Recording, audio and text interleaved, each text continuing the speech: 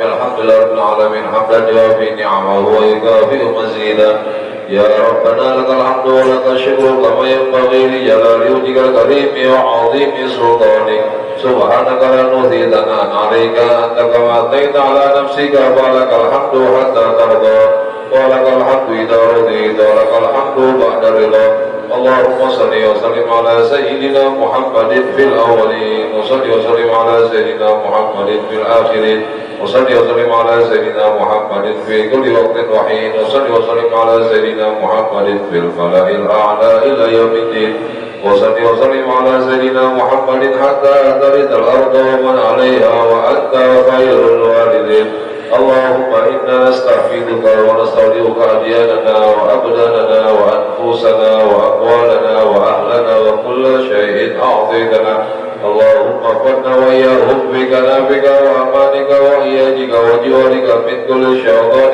مريد وجبار عنيد وذي عين وذي بغل من شر كل ذي شر إنك على كل شيء قدير اللهم حطنا بالتقوى والاستقامة وأعذنا من موجبات الندامة في الحال والمال إنك سميع الدعاء وصل اللهم بجمالك وجلالك على سيدنا محمد وعلى آله وصحبه أجمعين وارزقنا كمال المتفاضله ظاهرا وباطنا يا أرحم الراحمين يا أرحم الراحمين يا أرحم الراحمين ورضوان ربك رب العزة عما يصفون وسلام على المرسلين والحمد لله رب العالمين يا ربنا اعترفنا بأننا اغترفنا وأننا أسرفنا على اللظى أسرفنا واتب علينا توبة تغسل كل هبة واستر لنا أورادي وآمني روعاتي واغفر لوالدينا ربي ومولودينا والأهل والإخوان والسعير لله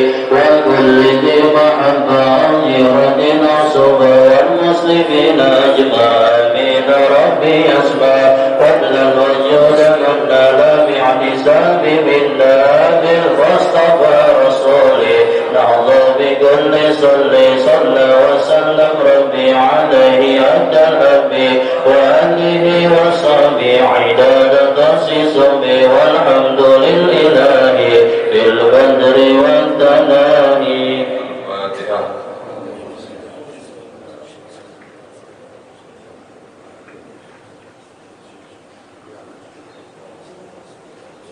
يا ربي بالمصطفى بلغ مقاصدنا واغفر لنا ما مضى يا واسع الكرم يا ربي بالمصطفى بلغ مقاصدنا واغفر لنا ما مضى يا واسع الكرم سريت من حرم ليلا إلى حرم كما سرى البدر في داج من الظلم يا ربي بالمصطفى بلغ مقاصدنا واغفر لنا ما مضى يا واسع الكرم ومن الشرق إلى أن نلت منزلة من قاب قوسين لم تدرك ولم ترم يا ربي بالمصطفى بلغ مقاصدنا واغفر لنا ما مضى يا واسع الكرم من بيته في طيبة حرم واسمه قسم في أعظم القسم يا ربي بالمصطفى بلغ مقاصدنا واغفر لنا ما مضى يا واسع الكرم وياتت 60 مع 100 فرج بها كربنا يا واسع الكرم يا ربي بالمصطفى بلغ مقاصدنا واغفر لنا ما مضى يا واسع الكرم اللهم صل وسلم وبارك عليه وعلى آله بسم الله الرحمن الرحيم الحمد لله الذي بذكره تطمئن القلوب وبرحمته تغفر الذنوب ثم الصلاة والسلام على نبينا وإمامنا وحجتنا ومولانا محمد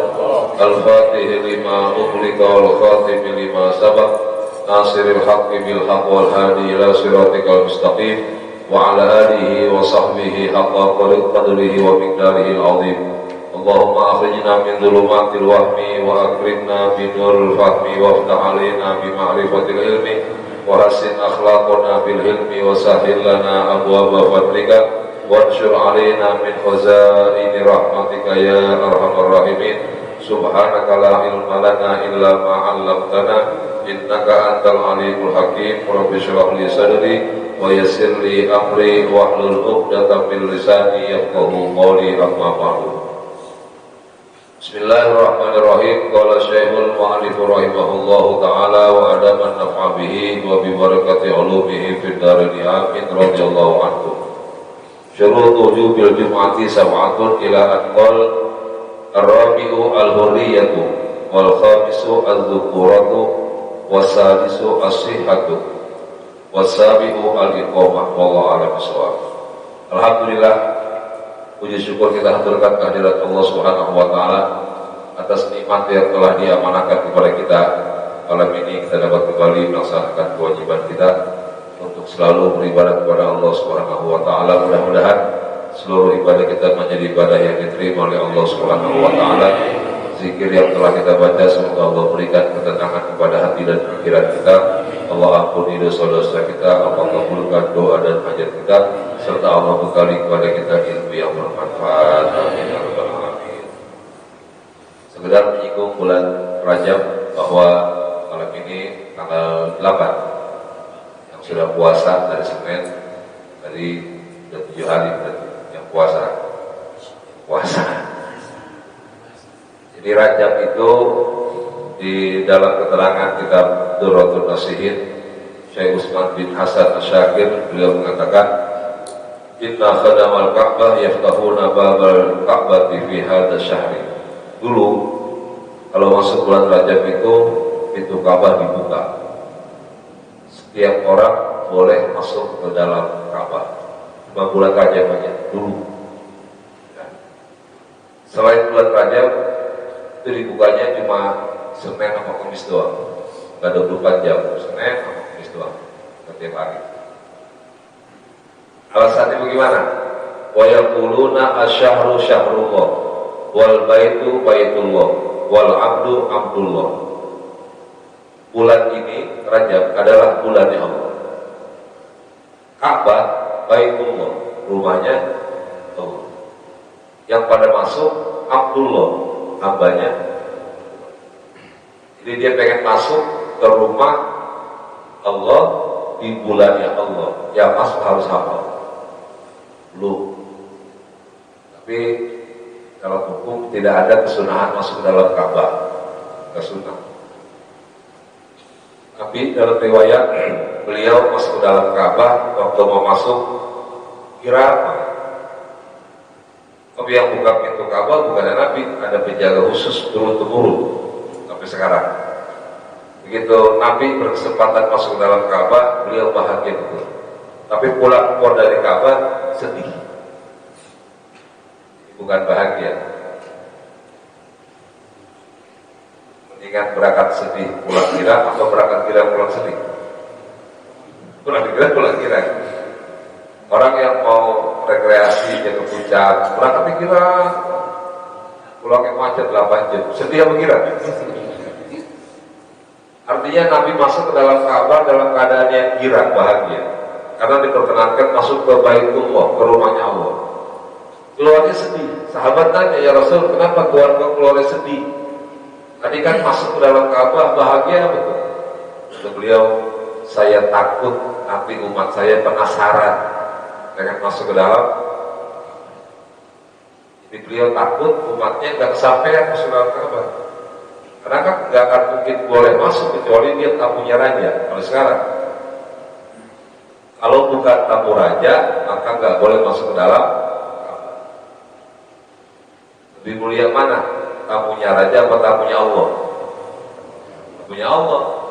Maka orang yang haji yang umroh yang nggak masuk ke dalam Ka'bah, dia harus merasa lebih mulia daripada yang masuk ke dalam Ka'bah. Kenapa? Dia menjadi tamunya. Jadi hasil tidak ada kesunahan untuk masuk ke dalam Ka'bah, sebab Nabi keluar dari Ka'bah sedih.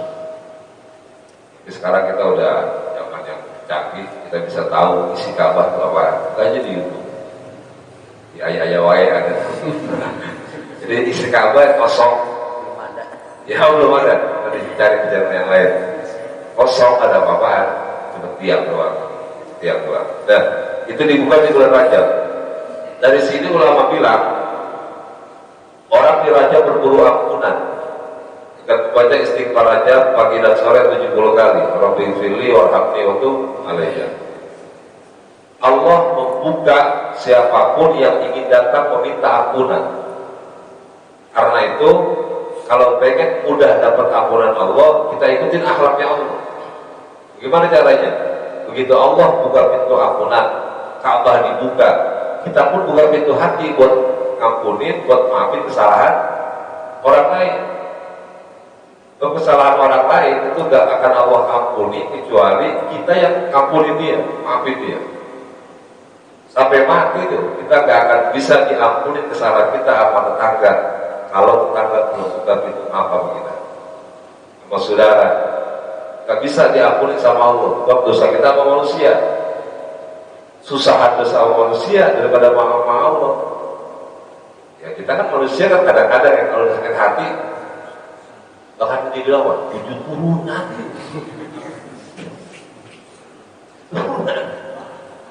Pokoknya gabah 7 turunan kebakaran.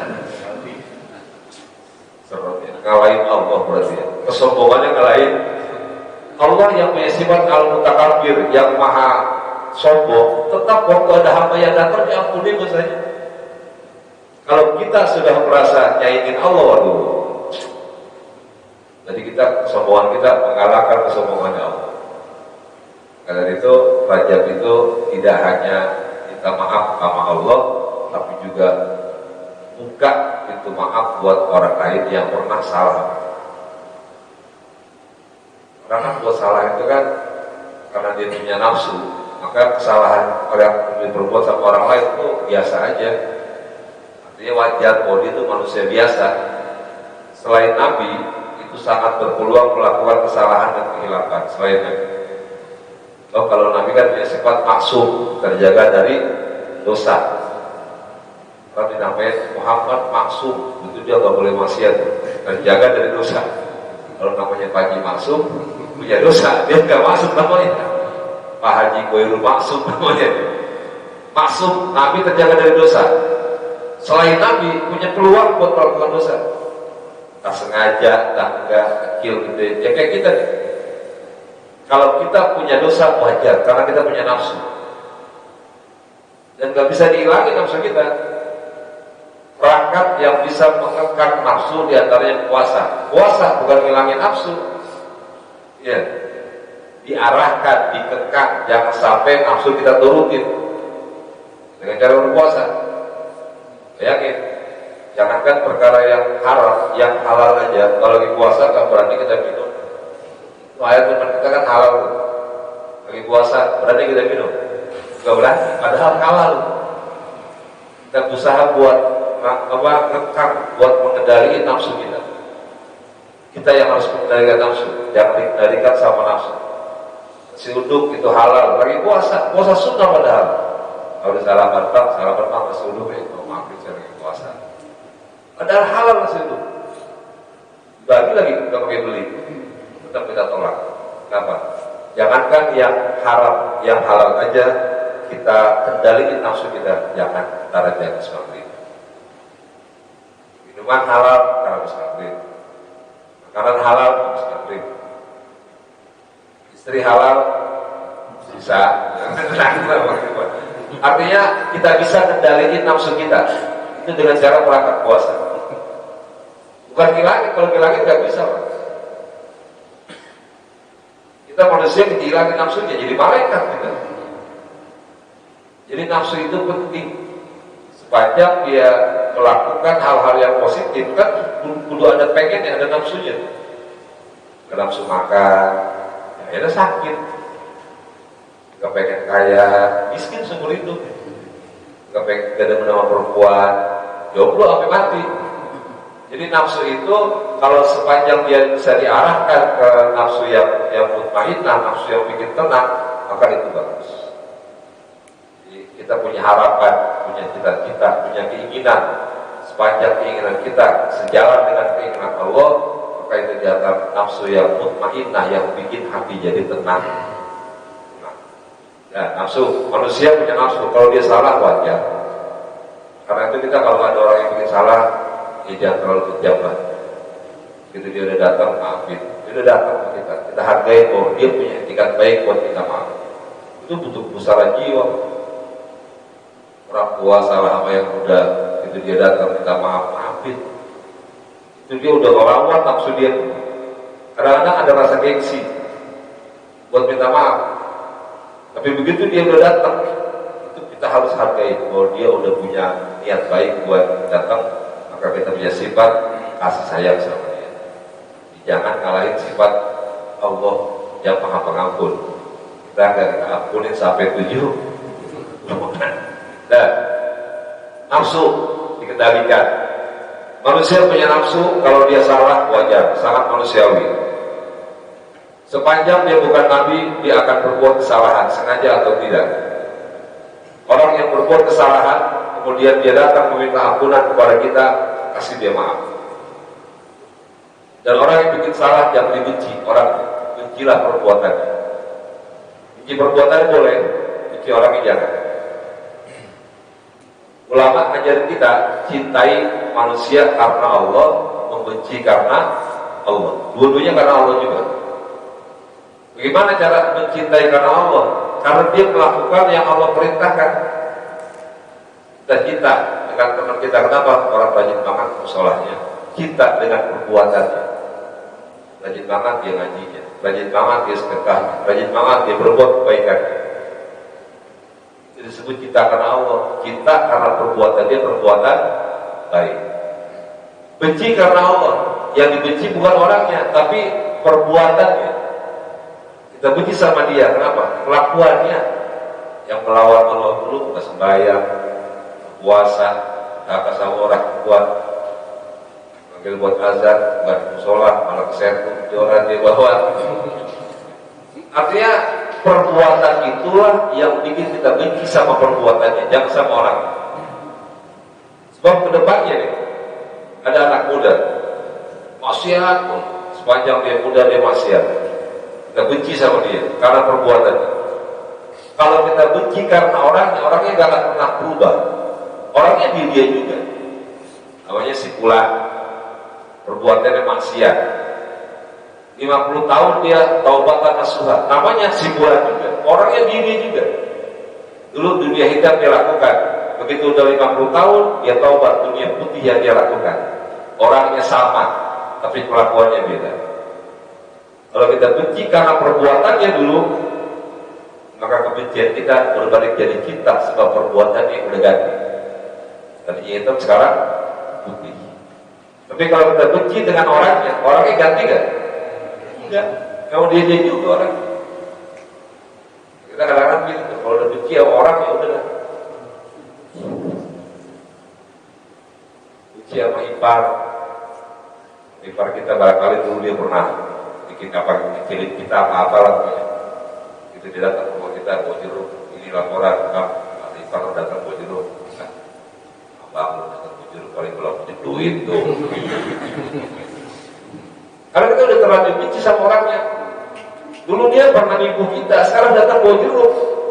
Bahasa kita begitu kan? Abang datang bawa jeruk pulang paling punya duit. Karena benci dengan orangnya. Tapi andaikan dulu benci dengan perbuatannya, dulu dia barangkali pernah ngambil hak kita. Sekarang dia pengen datang buat bawain kita hadiah. Kita cinta dengan perbuatannya mestinya. Jadi sepanjang manusia maka dia ada salahnya, ada hilafnya. Maka rajab itu kita sebagai hamba Allah tidak hanya ngejar ampunan atas dosa kita kepada Allah, tapi perbanyaklah membuka pintu maaf buat orang-orang yang pernah salah dengan kita. Buka ya Allah, siapa yang pernah zalimin saya, yang pernah ngambil hak saya gak akan tuntut ya Allah di akhirat.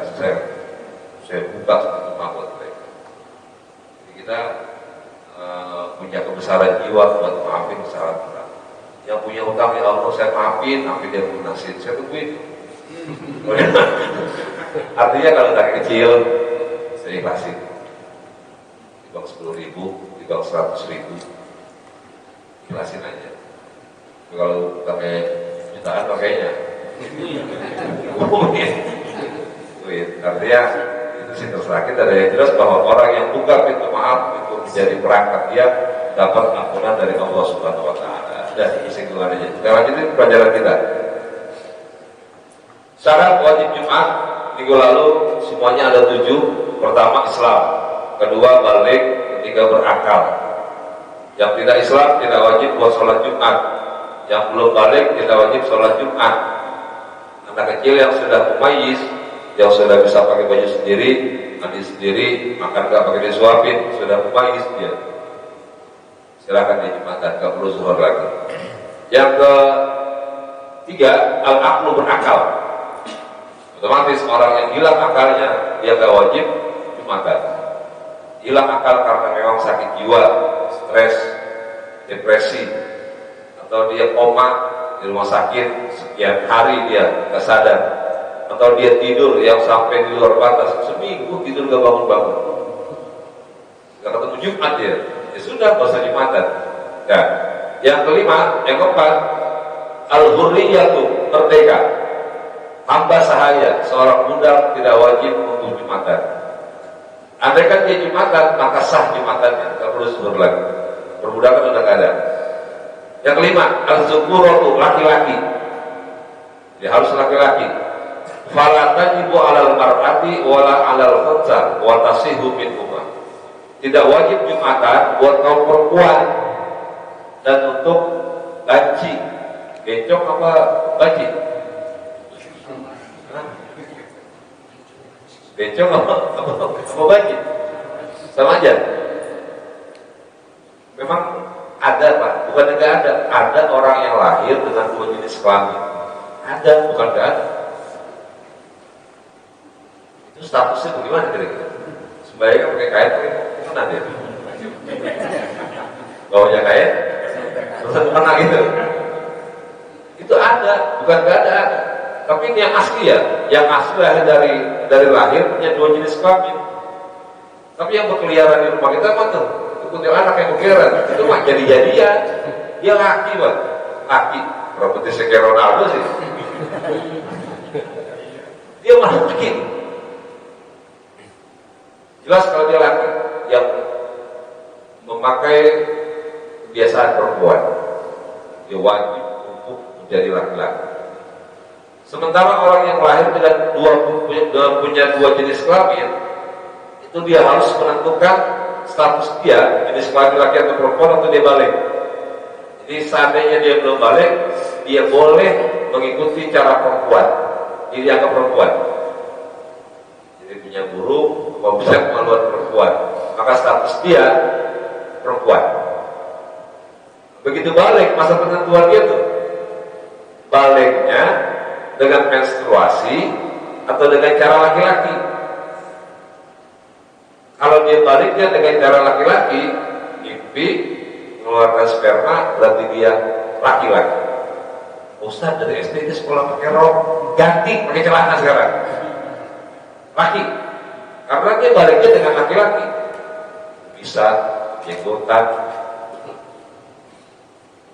harus laki-laki, gak boleh dia pakai perempuan. Jadi dirubah semuanya, rambutnya panjang, botakin. Bisa kenapa? Dia harus jadi jati diri laki-laki, karena baliknya menentukan dia laki-laki. Kalau baliknya perempuan, dengan cara dia mengeluarkan darah haid, maka dia harus menstatuskan dirinya perempuan. Jadi nggak boleh dia kalah laki-lakian. Dari mulai kecil pakai celana, rambutnya pendek, nggak pakai anting. Begitu dia baliknya perempuan, wajib dia menentukan dirinya berstatus perempuan. Dan tidak perlu operasi kelamin, nggak perlu, nggak usah. Oh yang berfungsi cuma 1, nggak akan dua-duanya berfungsi. Mana ada dua-duanya berfungsi? Ada nggak ada lah. Orang yang tadi saya bilang punya anak tuh yang keliaran, yang kalau siang sabtu dan malam sabtu ya, itu jelas dia kalau dia berubah jadi kelamin hukumnya haram haram. Dia laki-laki diganti kelaminnya. Tetap aja dia tetap laki-laki. Waktu dia meninggal dunia mati dengan cara laki-laki. Yang mati hamil, bukan gua hamil harus. Jadi nggak ada jenis ketiga dari manusia itu kan. Dua, laki-laki perempuan. Mengenai bencong, banci, waria, statusnya akan diperjelas waktu dia balik. Kalau sekarang udah canggih, udah tak pakai duit balik. Kalau ada 2 minggu yang lalu kali saya dapat kabar ada orang tua yang melahirkan, kemudian disebabkan lagi 2 laki perempuan. Ya datang ke Ustaz ini bagaimana katanya? Anak saya yang baru lahir punya 2 jenis kelamin.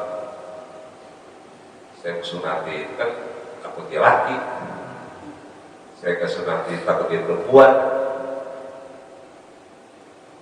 Akhirnya sarankan ke dokter kandungan. Saya ke dokter kandungan dilihat dia punya kantong rahim. Kalau dia punya kantong rahim, di USG, di scan, ada dia punya kantong rahim, berarti dia perempuan. Ini sekarang udah canggih. Dia nggak perlu nungguin 13 tahun, bahkan nggak perlu. Dari kecil dia udah bisa dipastikan kalau dia perempuan. Sekarang itu punya jenis kelamin. Oh nggak ada kantong rahimnya, jadi laki-laki. Kalau udah canggih, udah hebat teknologi kita, nggak perlu nunggu dia balik. Nah, bencong, laci atau waria yang begitu dia sudah balik, status dia harus ditentukan dengan cara baliknya. Andai kan dia perempuan, maka sejak dia balik, dia nggak wajib buat Jumatan. Seandainya dia Jumatan, maka sah Jumatan. Ibu-ibu mau sekali Jumat, silahkan boleh, nggak apa-apa. Dari posisi yang paling aman di belakang, dan berangkatnya juga nggak ada fitnah. Terus kewajiban dia terhadap suaminya dia penuhi dengan izin. Seandainya dia memenuhi semua syarat yang ditentukan untuk boleh keluar, dia berangkat ke masjid buat Jumatan, maka nggak perlu zuhur lagi. Cukup Jumatan itu sebagai pengganti dari zuhur yang telah dia tinggalkan. Jadi nggak perlu zuhur lagi. Dan yang kedua, yang sering kita alami juga, perempuan tunggu zuhurnya, jangan tunggu suaminya pulang, langsung dia azan sampai zuhur, boleh sah. Tapi kalau dia maunya tunggu lakinya, ya nggak apa-apa juga, membiarkan waktunya panjang. Yang keenam, as-sihhatu, sehat. Fala tajibu 'alal maridi alladhi yashqu 'alaihi al-hudur. Bagi orang yang sakit, kalau dia memberatkan buat ke masjid, payah dia, susah kalau ke masjid, setruk sakitnya. Bikin repot orang kalau ke masjid. Kira-kira hatinya, Pak, udah masak musibah, Bapak Allah kasih keringanan. Udah aja cukup nonton TV, buka TVRI, ada Istiqlal tuh, siaran langsung sholat Jumat, tidak ditutupin aja bebannya dari TV. Dan selesai dia buka, awas naik johor. Jadi pusat masjid apa? Sudah dorong, saya ke bawah masjid. Jadi bikin susah orang jadinya, bikin susah orang. Udah aja di rumah. Kalau memberatkan, tapi kalau sakit yang ringan, sakit yang enggak susah kita ke masjid, cuma timbang sakit apa kira-kira? Pilek nggak pakai Jumatan, jauh mati pilek mah. Pilek yang enteng-enteng lah, penyakit orang miskin tuh, batuk, pilek, uyang, kan sakit orang miskin tuh. Kalau sakit orang kaya kan jantung, liver, sakit orang kaya. Kalau saudara kalau mati kita sakit orang miskin aja. Ya Allah, jangan beri saya yang itu dah, saya pengen mati sakit orang miskin aja dah. Pilek mati, batuk mati, jantungan mati. Jadi gak pakai dirawat sampai berhari-hari, sampai banyak alat. Bila ya kalau bisa mah, ya saking duduk aja dah, gitu aja. Jadi gak pakai usahain yang hidup. Kalau boleh kita pilih gitu. Nah, yang ke-6 sehat. Yang ke-7 al-iqamatu, mukimin, dia penduduk setempat, bukan musafir. Orang yang mukimin itu dianggap dia orang sini asli, orang penduduk gang ampek lah bahasa kita. Itu dia yang sudah tinggal di sini, yang sudah punya kartu penduduk atau izin domisili puasa sekarang. mungkin PRW deh, kan ada tulisan tuh 1 kali 4 jam. Oh, batas tamu cuma 3 hari, batas musafir cuma 3 hari.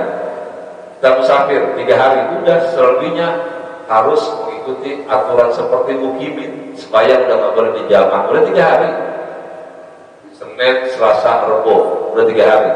Kemisnya kita harus sholat zuhurnya di waktunya, asar di waktunya. Andaikan bulan puasa, wajib kita puasa. Ketemu Jumat, wajib sembahyang Jumat. Di keringanan buat musafir cuma 3 hari. Kalau ada tamu rumah kita, dia musafir 3 hari, wajib kita layani sesuai dengan kemampuan kita.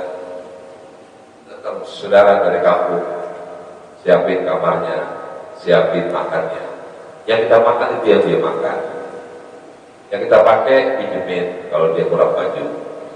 3 hari kita ngopiin dia. Kita ngeteh, bikinin dia teh.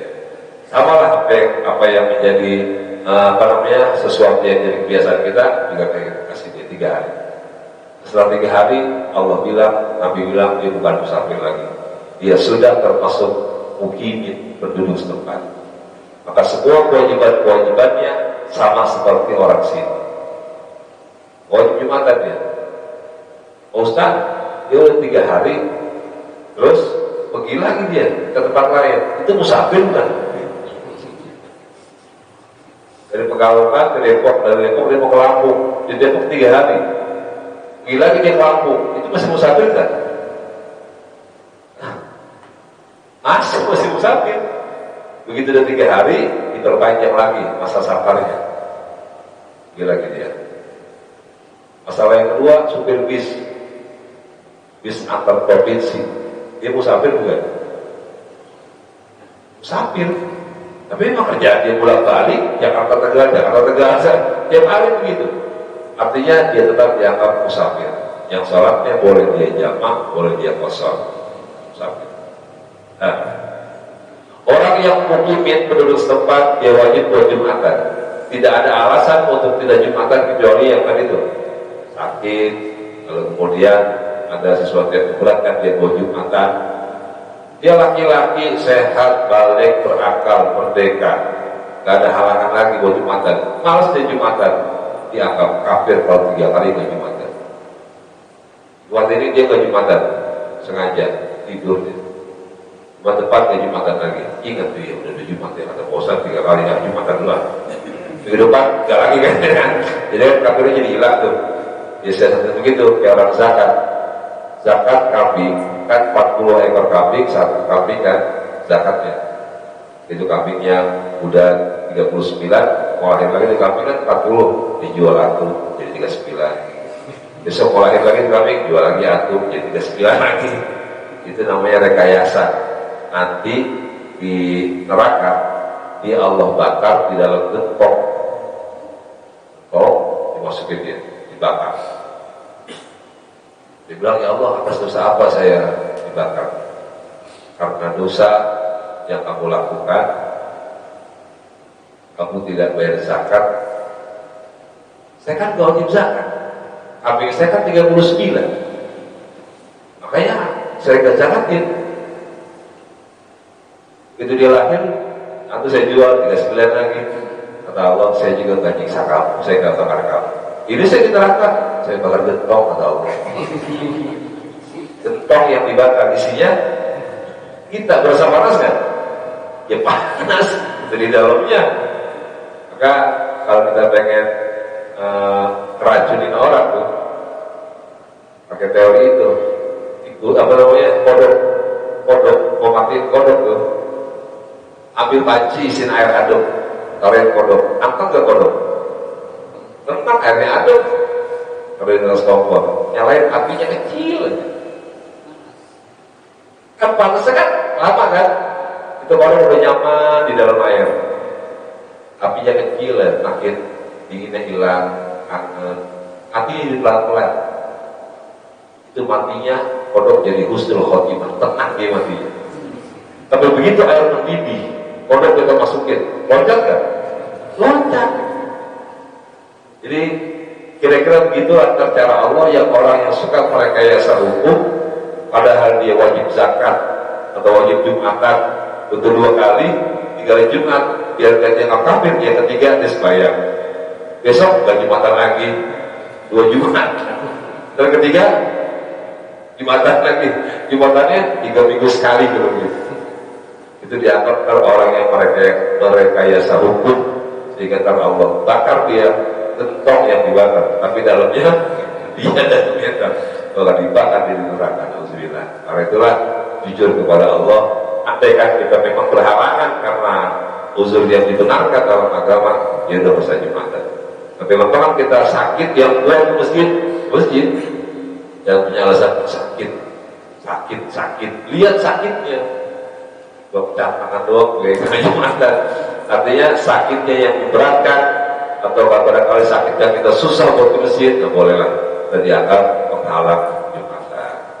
Yang terakhir, iqamah, orang yang penduduk setempat, wala tajibu ala musafiri, tidak wajib atas musafir buat Jumatan.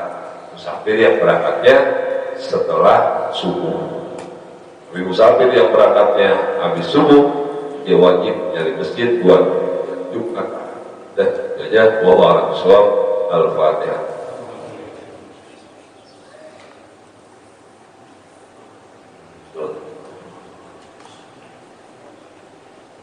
Qala Rasulullah sallallahu alaihi wasallam, afdhalul ma kuntu ana wan nabiyyuna min qabli, la ilaha illallah,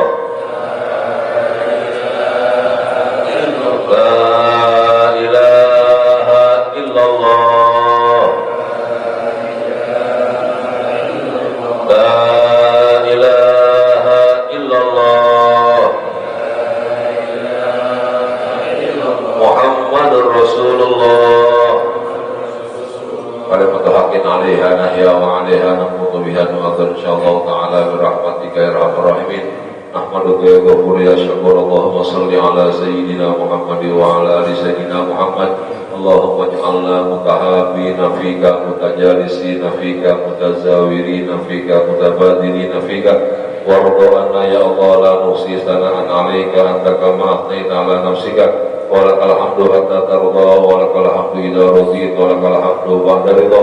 Allahumma bijahil basyirin nadhir Muhammadin salawatuka alaihi wa salamuka alaihi, ij'alna min khiyari ummatihi wa syurna qudan fi zumrati, wastaqil alsinatana fi madhihi wa nusrati, wa ahyina mutamassikin bi sunnatihi wa ta'atihi, wa amitna ala hubbihi wa jama'atihi. Allahumma ij'alna mimman yuqimu hadha ad-din wa mimman yakhdumuhu wa yansuruhu. Waj'al himmatana ya Allah li ilahi kalimatikal ulya ma'assalam wal afiyah bi rahmatika ya arhamar rahimin.